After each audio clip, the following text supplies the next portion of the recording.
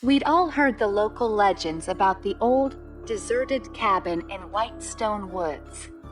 Stories ranged from it being a former witch's abode to a hideout for a gang of criminals. But for me, it became an inexplicable source of attraction after I found an old diary in its dusty attic. I was on a hiking trip with friends when we stumbled upon the cabin. Curiosity got the better of me, and while my friends settled for a bonfire and some beer, I ventured inside.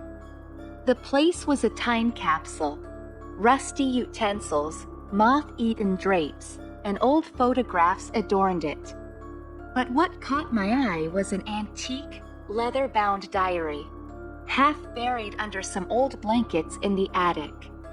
I felt strangely compelled to read it.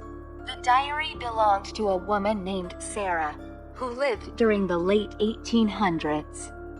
She wrote of her deep sadness and loneliness, mentioning a dark shadow that seemed to follow her. Each entry was more disturbing than the last, documenting a descent into what seemed like madness. But it was the final entry that shook me to the core. The shadow is here. I can see it now. If you read this, it will come for you too.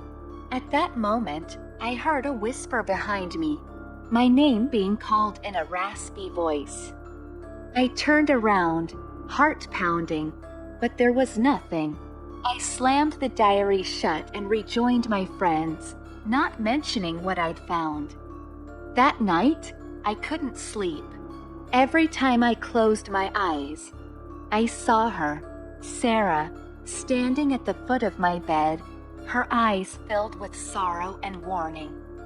The room felt colder, darker. When morning came, I was exhausted but relieved. However, things got worse. Over the next few days, a series of misfortunes plagued me, from minor accidents to news of distant relatives passing away. But the worst part was the shadow. I began to see it everywhere, a dark, humanoid figure, always just at the edge of my vision. It seemed to grow more distinct each day, as if feeding off my fear and sorrow. Finally, I couldn't take it anymore. I had to do something. Remembering the diary, I returned to the cabin. The place seemed even more ominous than before, as if aware of my desperation. I found the diary right where I'd left it and, swallowing my fear, opened it to the last page. "Please, if you're real, if you're here, tell me what you want," I whispered, feeling foolish and terrified. The air grew icy, and the diary's pages flipped on their own, stopping on a blank page. Words began to appear, as if being written by an invisible hand. "Set me free." At that moment, a gust of wind blew through the cabin, shattering the windows. I felt a presence behind me, a shadow, more tangible than ever. But this time, it felt different, not menacing, but pleading. With trembling hands, I took a lighter from my pocket and set the diary aflame. As the pages caught fire, I felt a sudden whoosh of air, like a released breath, and the shadow disintegrated into wisps of smoke.